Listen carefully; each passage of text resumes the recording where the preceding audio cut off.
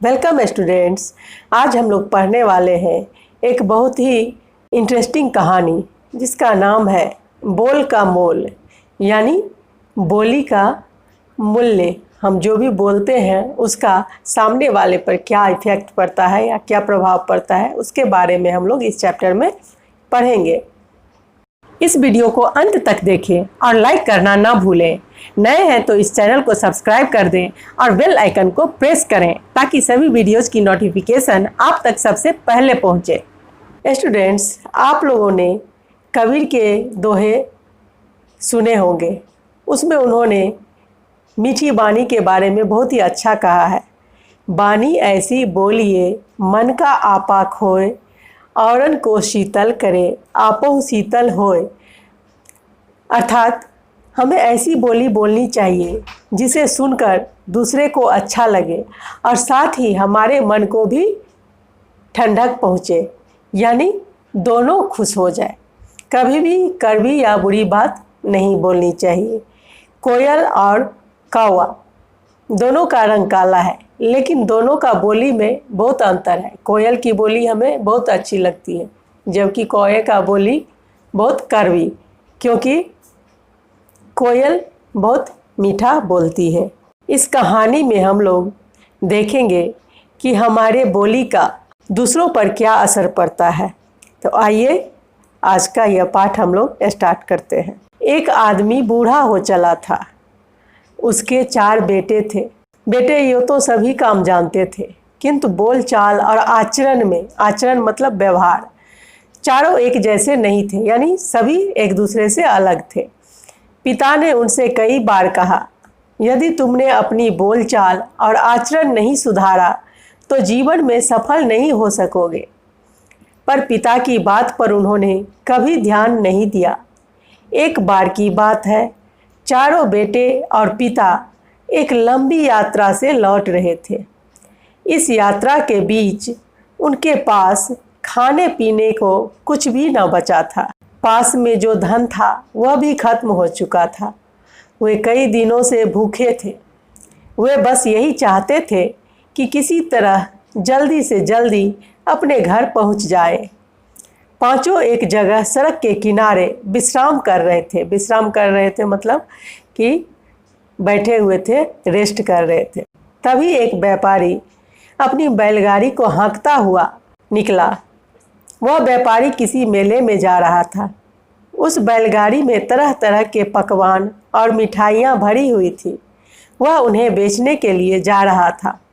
पकवानों और मिठाइयों की महक से पांचों के मुंह में पानी आने लगा, यानी भूखे तो वो थे ही, और पकवान और मिठाइयाँ देखकर उनका मन खाने को ललचाने लगा। बूढ़े ने कहा, जाओ व्यापारी से मांगो, शायद कुछ खाने को दे दे। पहला बेटा व्यापारी के पास गया। बोला, अरे अरे व्यापारी, इतना माल ले जा रहा है, थोड़ा मुझे दे, बहुत भूख लगी है। व्यापारी ने सोचा, कितना मूर्ख है, दूसरे से मांगते समय मीठी वाणी बोलनी चाहिए। अच्छा, यह जितनी कठोर वाणी बोल रहा है, वाणी मतलब बोली। तब व्यापारी ने कहा कि अच्छा, यह जितनी कठोर वाणी यानी कड़वी वाणी बोल रहा है, इसे उतना ही कठोर पकवान दूंगा। यह सोचकर उसने एक सूखा पकवान उसे दे दिया। व्यापारी थोड़ी ही दूर गया कि दूसरा भाई उसके पास पहुंचा। बोला, बड़े भाई प्रणाम, क्या छोटे भाई को खाने के लिए कुछ ना देंगे? व्यापारी ने सोचा, इसने मुझे भाई कहा है, छोटे भाई को देना मेरा कर्तव्य है। उसने कहा, लो छोटे भाई, मिठाई खाओ, और उसने दोना भरकर मिठाई दे दी। अब तीसरा भाई व्यापारी के पास गया। वह बोला, आदरणीय, आप मेरे पिता समान हैं, मुझे भी कुछ खाने को दे। व्यापारी ने सोचा, यह मुझे पिता जैसा आदर दे रहा है, इसे तो पेट भरकर मिठाई देनी चाहिए। और उसने कई दोनों में बहुत से पकवान और मिठाइयाँ भरकर दे दी। अंत में चौथा पुत्र आया। उसे देखकर व्यापारी मुस्कुराया तो वह भी मुस्कुरा दिया। उसने कहा, मित्र, इस मुसीबत की घड़ी में तुम सहारा बन सकते हो, क्या तुम मुझे भूखा ही रखोगे? व्यापारी ने सोचा, मित्र पर लोग सब कुछ न्यौछावर कर देते हैं। न्यौछावर करना मतलब समर्पित कर देना या लुटा देना। फिर यह मित्र तो मुसीबत में है, इसकी मदद करनी चाहिए। मेरा क्या, शहर जाकर और माल भर लाऊंगा। व्यापारी ने कहा, मित्र, इस गाड़ी में लदा सारा पकवान तुम्हारे लिए है, चलो कहाँ ले चलूं। वे दोनों वहां आ गए जहां पिता के साथ बाकी 3 बेटे बैठे थे। पिता ने उन सबसे कहा, अब तुम सब अपनी अपनी मांगी हुई भोजन सामग्री की तुलना करो। जिसने जैसा बोला और आचरण किया उसे वैसा ही मिला। क्या अब भी अपने बोल का मोल नहीं समझे। इस प्रकार से इस कहानी से हमें यह सीख मिलती है कि मीठी बोली जीवन की अनेक कठिनाइयों को दूर करने में समर्थ है। तो बच्चों, आपने देखा कि किस तरह से किसान के सभी बेटे ने अपनी बोली के कारण अपनी अपनी भूख मिटाई। सबसे बड़ा बेटा, जिसने व्यापारी के साथ बहुत कड़वी भाषा में बात की, कड़वी वाणी बोली, उसे कड़वी पकवान व्यापारी ने खाने के लिए दिया।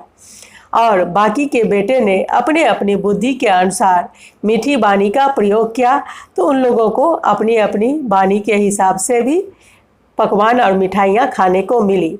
लेकिन सबसे छोटा और समझदार बेटा जो था, वो अपनी वाणी का इतना अच्छा प्रयोग किया कि व्यापारी ने अपना सब कुछ उस पर न्यौछावर कर दिया। तो उम्मीद है आपको यह कहानी समझ में आ गई होगी कि हमारे जीवन में मीठी वाणी का क्या महत्व है।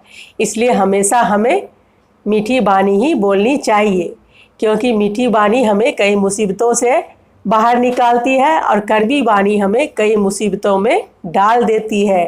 तो इस पाठ का सीख हमें यही सिखाती है कि हमेशा हमें मीठी वाणी बोलनी चाहिए। अगर आपको यह वीडियो अच्छी लगी हो तो इसे लाइक कर दीजिए, अपने दोस्तों के साथ इसे शेयर कीजिए, और अगर आपने अब तक इस चैनल को सब्सक्राइब नहीं किया है तो इसे सब्सक्राइब कर लीजिए। धन्यवाद।